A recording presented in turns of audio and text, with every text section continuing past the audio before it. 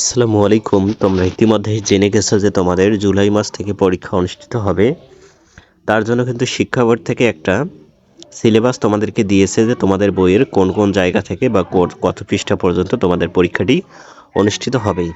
তো আজকে আমরা দেখব যে সপ্তম শ্রেণীর যে বইগুলো রয়েছে তার কতটুকু আমাদেরকে পড়তে হবে, অর্থাৎ আমাদের যে ষান্মাসিক মূল্যায়নটি হবে সেখানে কতদূর পর্যন্ত আমাদেরকে পড়তে হবে, অর্থাৎ আমরা সিলেবাসটুকু দেখে নেব। তো এটা হচ্ছে সপ্তম শ্রেণীর যে বইগুলো রয়েছে সেই বইগুলোর আমাদের কত পৃষ্ঠা পর্যন্ত পড়তে হবে সেই সিলেবাসটা এখানে দিয়েছে। তো দেখো বাংলা সপ্তম শ্রেণীর যে যতটুকু পর্যন্ত পড়তে হবে সেটা হচ্ছে পাঠ্যপুস্তকের শুরু থেকে 71 পৃষ্ঠা পর্যন্ত, অর্থাৎ বাংলা বইয়ের প্রথম থেকে 71 পৃষ্ঠা পর্যন্ত এই ষান্মাসিক পরীক্ষায় আসবে।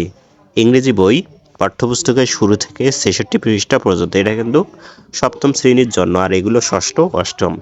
তোমরা সপ্তম শ্রেণীরগুলো দেখবে। গণিত পাঠ্যপুস্তকের শুরু থেকে 124 পৃষ্ঠা পর্যন্ত। এরপর রয়েছে বিজ্ঞান পাঠ্যপুস্তকের শুরু থেকে 52 পৃষ্ঠা পর্যন্ত, অর্থাৎ বিজ্ঞান বইটি আমাদেরকে পাঠ্যপুস্তকের শুরু থেকে 52 পৃষ্ঠা পর্যন্ত পড়তে হবে। এরপর 5 নম্বর সাবজেক্টটি হচ্ছে ইতিহাস ও সামাজিক বিজ্ঞান, সেটা আমাদেরকে কতদূর পর্যন্ত পড়তে হবে? শুরু থেকে 74 পৃষ্ঠা পর্যন্ত, বইয়ের শুরু থেকে 74 পৃষ্ঠা পর্যন্ত পড়তে হবে। এরপর রয়েছে ডিজিটাল প্রযুক্তি, এটা পড়তে হবে পাঠ্যপুস্তকের শুরু থেকে 60 পৃষ্ঠা পর্যন্ত। এরপর রয়েছে জীবন ও জীবিকা পাঠ্যপুস্তকের শুরু থেকে 56 পৃষ্ঠা পর্যন্ত। তোমরা এগুলো খাতায় লিখে নিতে পারো অথবা স্ক্রিনশট দিয়েও রাখতে পারো। তো এরপর 8 নম্বর সাবজেক্টটি হচ্ছে স্বাস্থ্য সুরক্ষা পাঠ্যপুস্তকের শুরু থেকে 68 পৃষ্ঠা পর্যন্ত পড়তে হবে।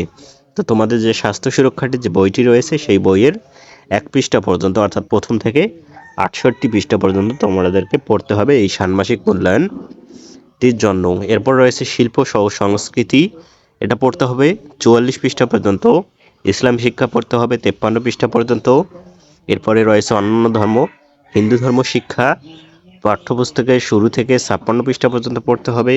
খ্রিস্ট ধর্ম শিক্ষা পাঠ্যপুস্তকের শুরু থেকে 43 পৃষ্ঠা পর্যন্ত পড়তে হবে। এরপর রয়েছে বৌদ্ধ ধর্ম শিক্ষা পাঠ্যপুস্তকের শুরু থেকে 38 পৃষ্ঠা পর্যন্ত পড়তে হবে। তো এই হচ্ছে তোমাদের মূলত সিলেবাসটি।